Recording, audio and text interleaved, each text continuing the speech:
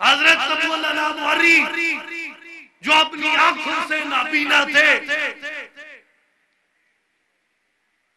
کیا یہ قدر ان کے ظاہری حسن و جمال کی ہو رہی ہے؟ نہیں، بلکہ وہ جو آسن صورت ہے انسان کی، جو وہ خوبصورتی ہے انسان کی، وہ انسان کے اس جسم کی خوبصورتی نہیں ہے، وہ انسان کے اس جسم کا حسن نہیں ہے، وہ انسان کے اس جسم کی عظمت اور رفعت نہیں ہے، بلکہ وہ جس عظمت کو اللہ نے بیان فرمایا اس کا اطلاق انسان کے خود پہ جاتا ہے، انسان کے ناخود پہ نہیں جاتا، اس کا اطلاق انسان کامل پہ جاتا ہے، انسان ناقص پہ نہیں جاتا، اس کا اطلاق انسان کے جسم ظاہر پہ نہیں بلکہ انسان کے جسم باطن یعنی انسان کی روح کی خوبصورتی پہ جاتا ہے۔ آپ دیکھیں کہ اتنی مفصل گفتگو اب تک ہو چکی ہے، آپ کے ساتھ تقریباً 1.25 گھنٹہ ہو گیا، ہمارے سامنے یہ حقیقت واضح ہو گئی کہ جو انسان کامل ہے، جو انسان حقیقی ہے، وہ یہ جسم نہیں ہے بلکہ وہ ہماری روح ہے۔ اور آج تک جس چیز نے ہمیں ایک بہتر معاشرہ تشکیل نہیں دینے دیا، جس چیز نے اس انسانی معاشرے کے اندر، انسانی سماج کے اندر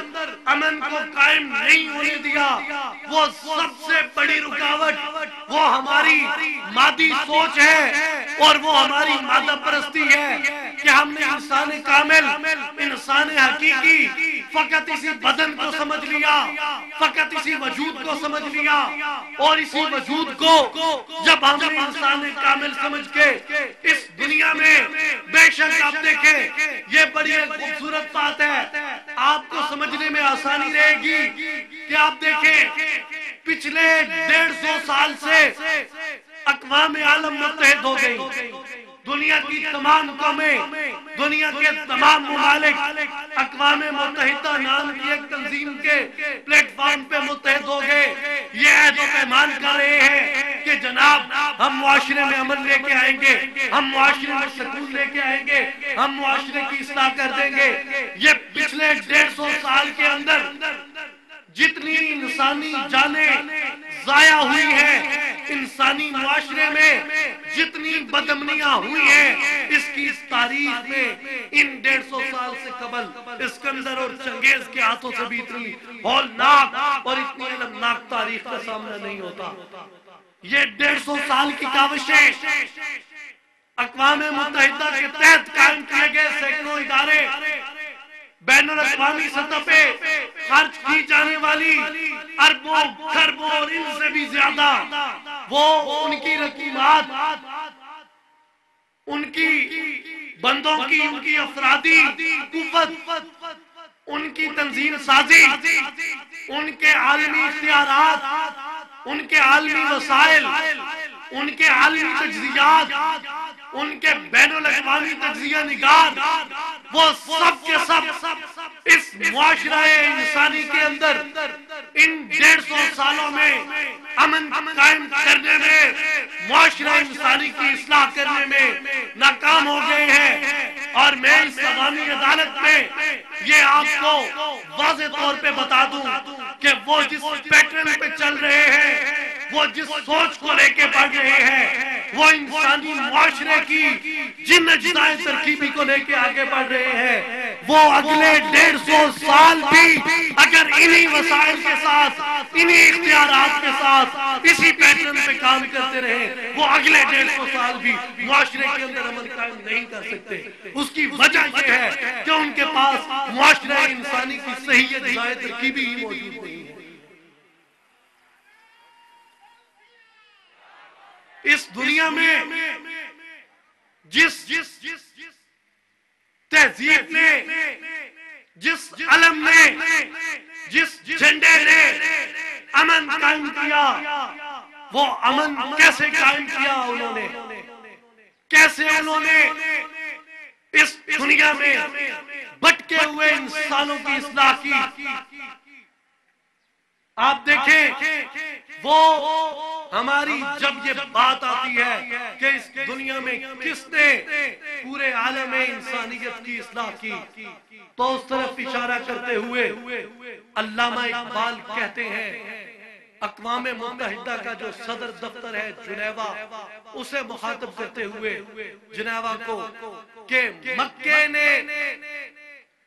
مکہ اسلام کا مرکز ہے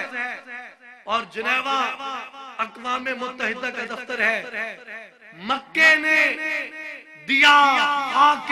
جنیوا کو یہ پیغام، مکے نے دیا خاک جنیوا کو یہ پیغام، جمعیت اقوام یا جمعیت آدم، جنیوا والو تم اقوام عالم کو متحد کرنا چاہتے ہو، وہ تم نہیں کر سکے۔ آؤ اس مدنی پرچم کی طرف دیکھو جو مکے کی بے آب و گیا وادیوں سے امام الانبیاء سرور دو جہاں محمد رسول اللہ صلی اللہ علیہ وسلم نے بلند فرمایا۔ اس پرچم نے اقوام کو نہیں، اس پرچم نے انسانیت کو متحد کر دیا ہے۔ اور وہ کس طاقت کے ساتھ، کس قوت کے ساتھ متحد کیا؟ لوگ سمجھتے ہیں کہ شاید یہ ہمارے سالاروں کی فتوحات تھی، لوگ سمجھتے ہیں شاید یہ ہماری عسکری طاقت کا کمال تھا۔ آئیں دیکھیں ان سالاروں کو، دیکھیں ان شمشیر زنوں کو، دیکھیں ان امرائے قافلہ ہائے حجاز کو، دیکھیں ان کے پاس کون سا ہتھیار تھا، ان کے پاس کون سی طاقت تھی۔ حضور شیر خدا مولا علی رضی اللہ تعالیٰ عنہ فرماتے ہیں، ما قلعتو خیبرہ بقوت جسمانیت ولا بقوت غذائیت۔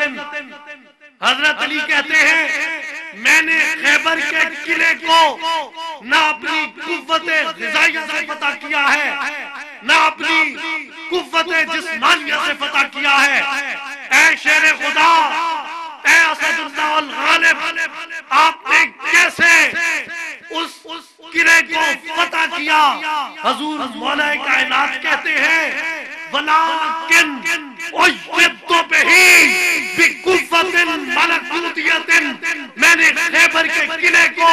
اپنی جسمانی اور اپنی غذائی طاقت سے نہیں، میں نے خیبر کے قلعے کو اپنی ملکوتی طاقت سے فتح کیا ہے۔ درد مندان ملک و ملت یہی رونا تو روتے گئے کہ عشق کی شمشیر جگردار چرا لی کس نے، علم کے ہاتھ خالی ہے نیا میں ساتھی۔ میں نے اے میر سپاہ تیری سپاہ دیکھی ہے، قل هو اللہ کی شمشیر سے خالی ہے نیام۔ خالی نیاموں سے بات نہیں بنتی جب تک کہ اس کے اندر شمشیر نہ ہو، خالی شمشیر سے بات نہیں بنتی جب تک اس شمشیر کے اندر مومن کی تدبیر کی چمک نہ ہو، اور خالی تدبیر سے بات نہیں بنتی جب تک کہ مومن کے دل کے اندر انوار الہیہ کا وہ سمندر موجود نہ ہو۔ آپ دیکھیں کہ جو ریاست کی تشکیل ہوئی، ریاست مدینہ کی، وہ اسلام کے اعلان کے 13 سال بعد ہوئی۔ جہاد بالسیف مسلمانوں پہ 13 سال بعد فرض ہوا۔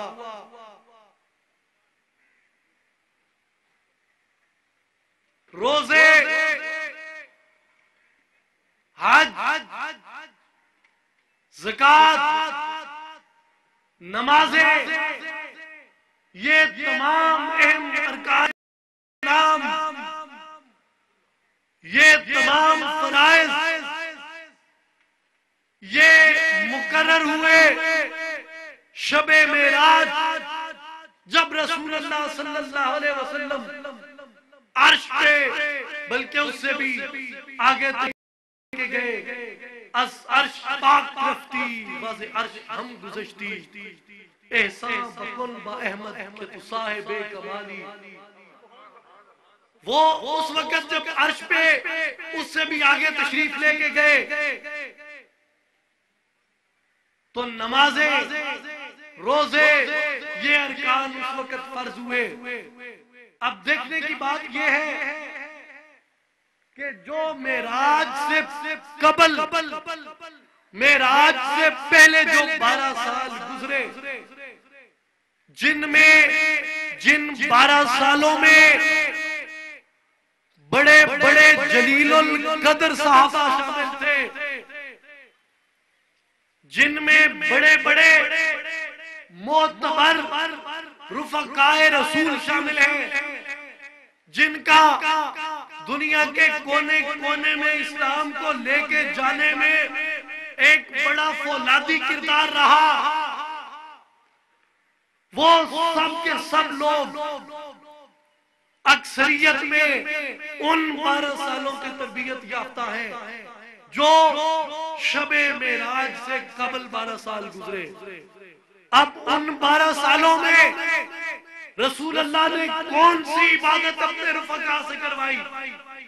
رسول اللہ صلی اللہ علیہ وسلم نے کس بات کا درس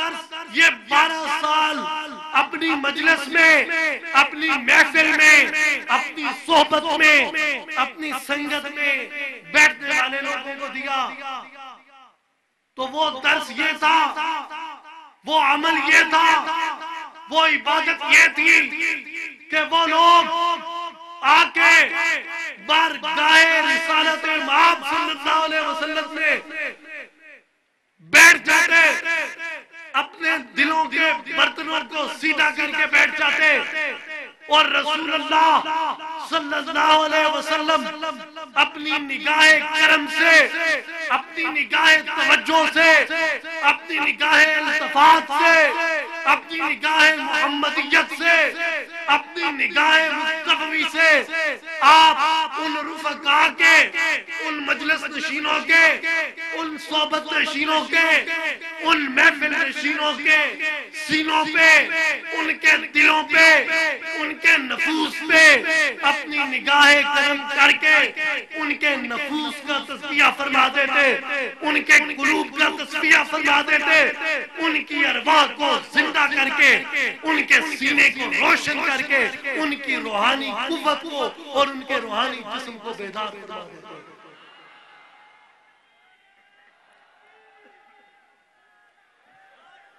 اور میں یہ عرض کرتا چلوں آپ کو کہ آج اصلاحی جماعت جو مشن لے کے، جو پیغام لے کے آگے بڑھ رہی ہے، سلطان العارفین، عارفوں کے بادشاہ حضرت سلطان باہو رحمت اللہ علیہ کے آستان عالیہ سے، آپ کی خانقاہ عالیہ سے میں یہ بتا دوں کہ اس کا دائرہ کار صرف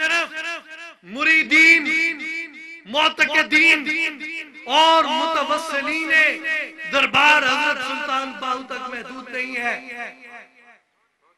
اس کا دائرہ کار اہل سنت والجماعت تک محدود نہیں ہے، اس کا دائرہ کار عالم اسلام تک محدود نہیں ہے، بلکہ سنت رسول کے عین مطابق ارشاد حضرت سلطان باہو کے عین مطابق کہ ہر کے طالب حق وبد من حاضرم کہ دنیا میں کہیں بھی کوئی بھی اگر اللہ کی ذات کا طالب ہے، فرمایا من حاضرم، سلطان باہو کا دروازہ اس کے لیے کھلا ہے. یہ قدغن نہیں لگائی، یہ قید نہیں لگائی کہ وہ کس سلسلے سے تعلق رکھتا ہے، وہ کس فرقے سے تعلق رکھتا ہے، وہ کس مذہب سے تعلق رکھتا ہے، وہ کس قوم سے تعلق رکھتا ہے،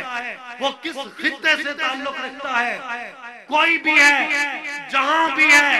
کہیں بھی ہے، اصلاحی جماعت اور عالمی تنظیم العارفین کا پلیٹ فارم یہ سارے عالم انسانیت کے لیے ہے. اور آپ کو اس بات کا بھی علم ہے کہ الحمدللہ الحمدللہ ثم الحمدللہ کہ اصلاحی جماعت کے بانی، عالمی تنظیم العارفین کے بانی سلطان الفقر ششم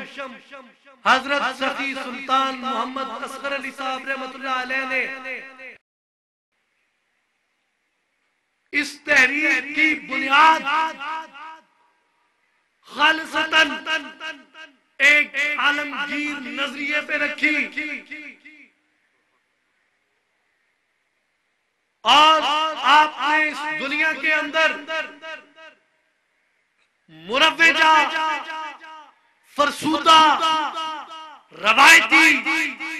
ٹپیکل خانقاہی نظام سے ہٹ کے عالمگیریت کے ساتھ، روشن خیالی کے ساتھ اس جماعت کے، اس تنظیم کے نظریاتی پودوں کی آبیاری کی. اس بات کو آپ یہاں سے بھی محسوس کر سکتے ہیں کہ اگر یہ تحریک، یہ تنظیم، یہ جماعت، یہ ٹپیکل فرسودہ روایتی خانقاہی نظام کا حصہ ہوتی تو یہاں پہ معاشرہ انسانی کی بہتر تشکیل کی باتوں کی بجائے یہاں پہ فسانہ ہائے کرامات ہو رہے ہوتے. جو بات اقبال نے کہی کہ رہا نہ حلقہ صوفی میں سوز مشتاقی، فسانہ ہائے کرامات رہ گئے باقی. میں الحمدللہ یہ انتہائی عاجزی سے، فخر کے تو قابل نہیں، انتہائی عاجزی سے آپ کو یہ بات کہتا ہوں کہ اگر میں اپنے نام و نسب کی طرف دیکھوں، اس میں یہ بلا مبالغہ بات کر رہا ہوں، وہ کہ میری حیثیت اس دنیا کے سب سے گنہگار آدمی سے بڑھ کے کچھ نہیں ہے. لیکن جب میں اپنے آباء و اجداد کی طرف دیکھتا ہوں تو میرے مرشد کریم اور میرے والد گرامی حضرت سلطان محمد اصغر علی صاحب رحمۃ اللہ علیہ سے لے کے سلسلہ جو قبیلہ عوان ہونے کی وجہ سے حضور مولا کائنات حضرت علی رضی اللہ تعالیٰ عنہ سے ملتا ہے، درمیان میں قسمیہ یہ بات کہہ رہا ہوں کہ ایک پشت بھی ایسی نہیں ہے جو سینہ نور معرفت اور نور فقر سے خالی ہو. اس لیے اگر کرامتوں کی بات ہو، اگر کرامتوں کا ذکر ہو تو کرامتیں سب سے زیادہ میرے گھر کی ہیں،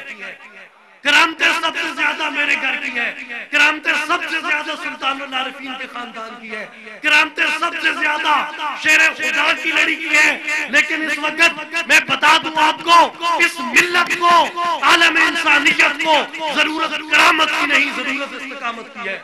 جو مومن استقامت کو بتا لیتا ہے، جو مومن مرتبہ استقامت پہ پہنچ جاتا ہے، وہ کرامت کا محتاج نہیں رہتا. کیوں کہ اس کا ہر لمحہ، اس کا ہر سانس، اس کا ہر قدم، اس کا ہر قول، اس کا ہر فعل، اس کا ہر عمل، اس کی ہر گفتار، اس کا ہر کردار، اس کی ہر رفتار وہ ایک زندہ کرامت بن جاتا ہے. میں آپ کو بتا دوں کہ یہ وہ تحریک ہے جو اس فکر کو لے کے چلی ہے کہ نکل کر خانقاہوں سے ادا کر رسم شبیر، اور آپ تمام احباب کو یہاں پہ اسی لیے مدعو کیا گیا۔ میں اصلاحی جماعت کے منشور اور دستور کے مطابق یہ پھر ایک بار اپنی بات واضح کر دوں کہ میرا یہ تخاطب ہر مرتبہ فکر اور ہر شعبہ زندگی سے ہے، چاہے آپ کسی مسلک سے تعلق رکھتے ہیں، کسی فرقے سے تعلق رکھتے ہیں، کسی جماعت سے تعلق رکھتے ہیں، آپ کسی مذہب سے تعلق رکھتے ہیں، کسی خطے یا کسی رنگ و نسل سے تعلق رکھتے ہیں، میرا یہ آپ کو پیغام ہے آج کے اس پلیٹ فارم سے، اصلاحی جماعت اور تنظیم العارفین کا یہ پیغام ہے۔ ہمارے قائد جانشین سلطان الفقر حضرت سلطان محمد علی صاحب کا یہی پیغام ہے، بلکہ خانقاہ عالیہ سلطان العارفین حضرت سلطان باہو کا یہی پیغام ہے کہ اٹھو، آج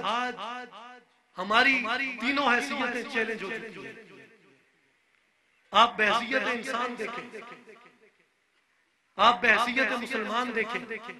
آپ بحیثیت پاکستانی دیکھیں، ہماری کون سی حیثیت آپ کو سلامت نظر آ رہی ہے؟ اگر انسانیت کے حوالے سے بات کریں تو آزادی افکار اور آزادی نسواں کے نام پہ پھیلائی جانے والی یہ تباہی، اس نے ہماری اخلاقیات کو اتنا شدید نقصان پہنچایا ہے، اتنا شدید نقصان پہنچایا ہے کہ ہمیں اندازہ اور تصور نہیں کر سکتے۔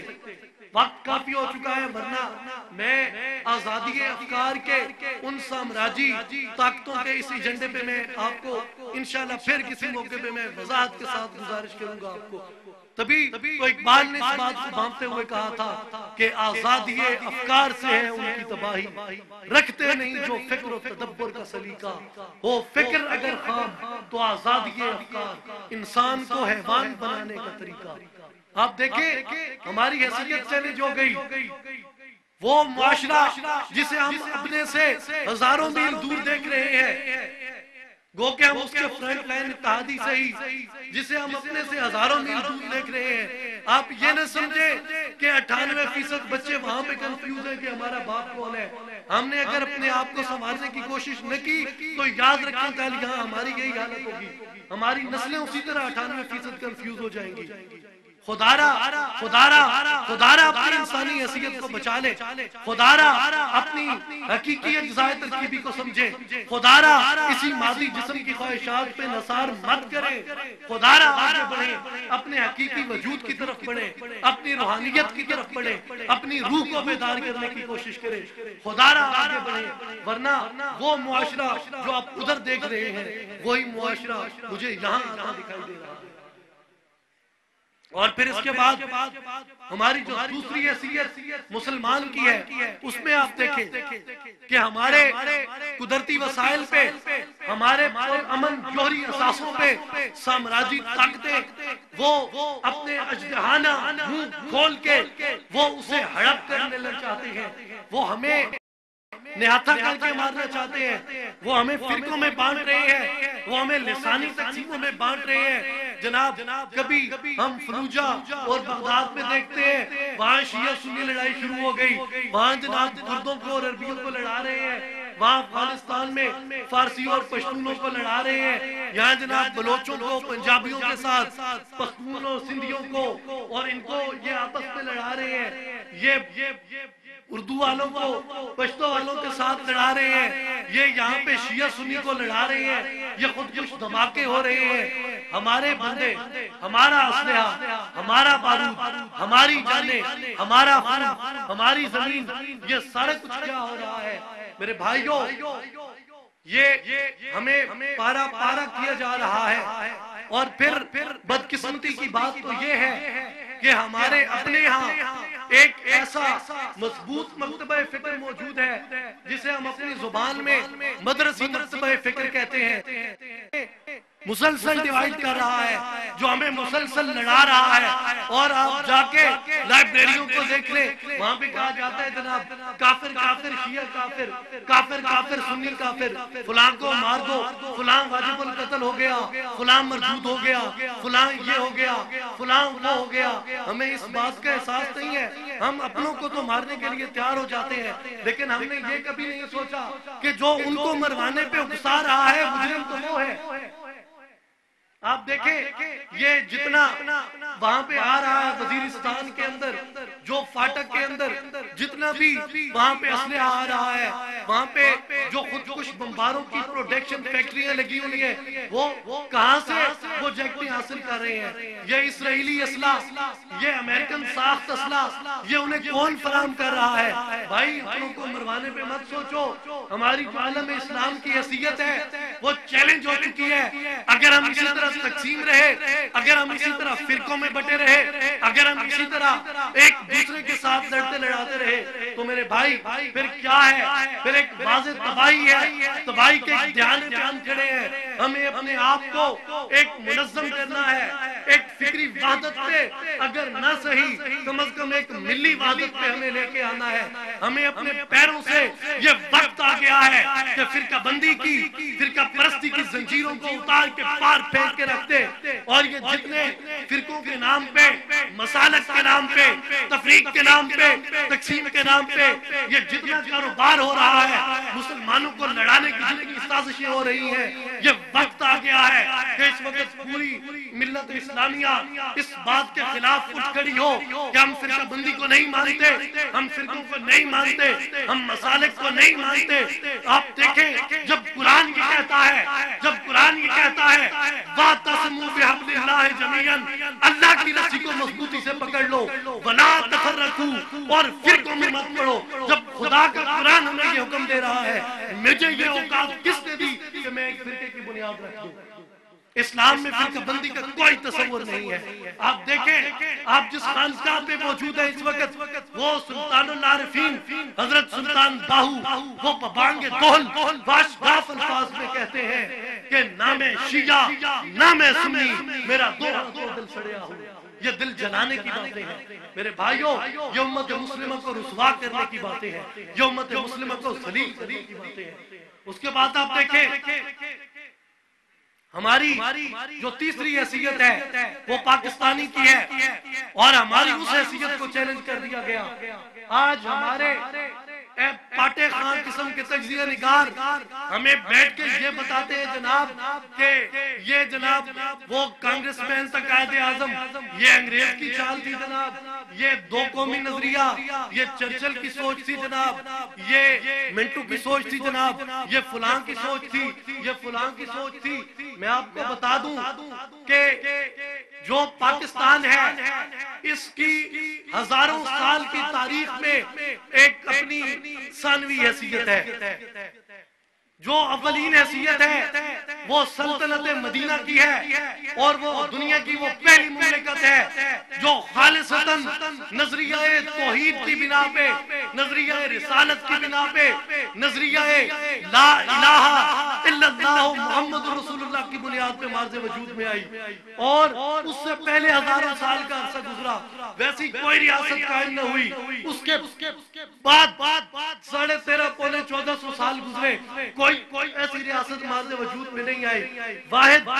سلطنت مدینہ کے بعد پاکستان وہ ریاست ہے جو نظریہ لا الہ الا اللہ محمد رسول اللہ کی بنیاد پہ مارز وجود میں آئی۔ آپ دیکھیں ہمارے نظریے کو ہمارے سامنے ضعیف کر دیا گیا۔ ہمارے لوگ کہتے ہیں جی ہم اپنی سرحدوں کا دفاع کریں گے، سرحدوں کا دفاع کریں گے، سرحدوں کا دفاع کریں گے۔ بھائی کس سرحد کا دفاع کرو گے؟ وہ سرحد جس پہ آپ کی تہذیب کا رنگ بہت کم ہے، وہ سرحد جو ایک مخلوط معاشرے کو تقسیم کر کے قائم کی گئی۔ اگر یہ ایک سیکولر سٹیٹ ہے تو آپ کے پاس جواز ہی نہیں رہتا یہاں پہ قوموں کو تقسیم کرنے کا۔ ایک غلط فارمولے کو آپ بار بار کیوں آگے بڑھاتے ہیں؟ پھر کیا ضرورت ہے آپ کو سرحدوں کی؟ سرحدوں کی حفاظت کی بات کریں گے، کسی بھی نظریاتی مملکت کی سرحدوں کی حفاظت کی بات ہوگی تو میں آپ کو یہ بتا دوں اس کی جغرافیائی سرحدیں ثانوی حیثیت رکھتی ہیں، سب سے پہلی حیثیت اس کی نظریاتی سرحدوں کی ہے۔ اگر ہم پاکستان کی نظریاتی سرحدوں کا دفاع نہیں کریں گے، اگر ہم پاکستان کے نظریے کو اپنی آنے والی نسل کو اس کے نظریے پہ قائم نہیں کریں گے تو میں آپ کو بتا دوں ہم اس کی جغرافیائی سرحدوں کو کبھی بھی مستحکم نہیں کر سکتے۔ میں نے عرض کیا کہ ہماری تینوں حیثیتیں، انسان کی حیثیت، مسلمان کی حیثیت، پاکستانی کی حیثیت، یہ ساری کی ساری چیلنج ہو چکی ہیں۔ اب انہیں بچانا ہے ہم انہیں منتشر ہو کے فرقوں میں تقسیم ہو کے نہیں بچا سکتے، ہم انہیں ڈیوائیڈ ہو کے نہیں بچا سکتے۔ ہمیں اگر بچانا ہے تو ہمیں اکٹھا ہونا ہوگا، ہمیں ایک ایسا پلیٹ فارم تلاش کرنا ہوگا جو پلیٹ فارم ہر قسم کی مذہبی تفریق سے، تقسیم سے پاک ہو، جس کے پیروں میں کسی مسلک کی زنجیر نہ ہو، جس کے دامن پہ کسی فرقے کے شبخون کے داغ نہ ہو۔ ہمیں ایسا پلیٹ فارم تلاش کرنا ہے، اور سیاسی سطح پہ بھی ہمیں ایک ایسے پلیٹ فارم کی ضرورت ہے جو نظریہ پاکستان کے استحکام کے لیے کوشاں ہو، اور جو پلیٹ فارم وہ امت مسلمہ کے اتحاد کے لیے کوشاں ہو۔ تو میں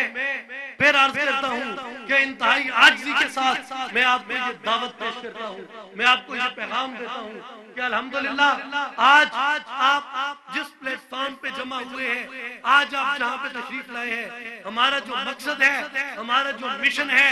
وہ تین حیثیتوں کو وہ برقرار رکھنے کے لیے ہے۔ سب سے پہلے اس کا مقصد اور مشن پاکستان کی نظریاتی اور جغرافیائی سرحدوں کا استحکام اور ان کا تحفظ اور ان کا دفاع، اور دوسرے مرحلے میں امت مسلمہ کے اتحاد اور یکجائی کے لیے کوشاں رہنا، اور تیسرے مرحلے پہ بنی نوع انسان کی اصلاح کرنا اس کی روحانی قوت کے ذریعے۔ میرے بھائیوں، میرے دوستوں، یہی دعوت ہے کہ خدا را آئے آج ہمیں وہ پلیٹ فارم مل چکا ہے جس سے ہم اس ساری دنیا میں ان اصلاحات کو پوری روشن خیالی کے ساتھ، پوری بصیرت کے ساتھ ان کو ہم پر امن طریقے سے نافذ کر سکتے ہیں۔ میری یہی دعوت ہے آپ سے، یہی گزارش ہے کہ آپ آئیں اور اصلاحی جماعت میں شامل ہوں، اور کندھے کے ساتھ کندھا ملا کے آپ آگے بڑھیں۔ آپ یقیناً اس میں ہمیں قربانی چاہیے، آپ کے وقت کی، آپ کے اوقات کی، آپ کے لمحات کی، کہ آپ جہاں جائیں، جہاں بیٹھیں، آپ اس بات کے ساتھ اگر اتفاق کرتے ہیں کہ ہاں واقعی ہمیں استحکام پاکستان کی ضرورت ہے، اگر آپ اس کے ساتھ اتفاق کرتے ہیں کہ ہمیں واقعی اتحاد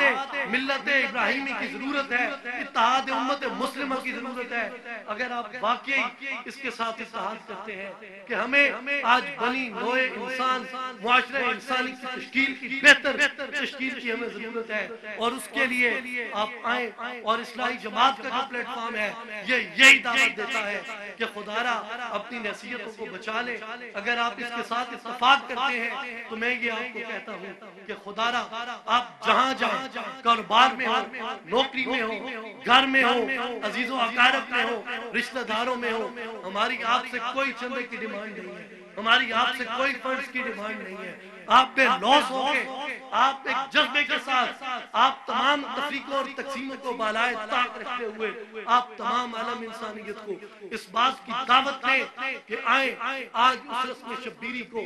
آج معاشرہ انسانی کی اس اصلاح کے لیے سلطان العارفین حضرت سلطان باہو کے آستانے سے وہ ایک لشکر عظیم، وہ کار فرما ہے جس کی بنیادیں، جس کی شاخیں دنیا کی سب سے عظیم خانقاہ گنبد خضرا سے ملتی ہیں۔ میرے بھائیوں، میں انہی دعائیہ کلمات کے ساتھ اجازت چاہتا ہوں۔ الہی آرزو ہے اگر منظور ہو جائے تیری پہچان سے ہر مومن کا دل پر نور ہو جائے۔ وآخر دعوانا ان الحمدللہ رب العالمین۔